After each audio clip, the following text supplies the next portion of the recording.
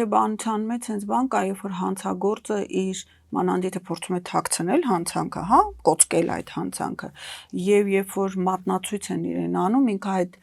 ագրեսիվ հարձակողական պահվածքով փորձում է դիմացինին լռեցնել եւ իր կարծիքով այդ ուրեմն մեղքը իր վրայից թոթափել։ Ինքը շատ լավ գիտի ինչ է արել։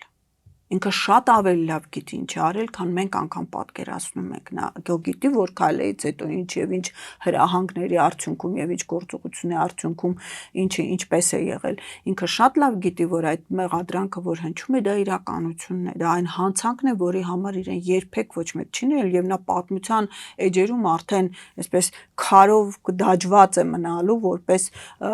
հայրենիքի դավաճան։ Հանցագործի սինդրոմն է խոսում այստեղ։ Այո, հանցագործի սինդրոմն է խոսում, նույնը նաև խմբակի հետ է կապված։ Եվ իրենց այդ նաև վարժեցման արդյունքում իրենց ցույց են տվել, որ իրենց բացատրել են, որ պաշտպանության լավագույն միջոցը հարձակումն է, եւ իրենք հարձակումը այսպես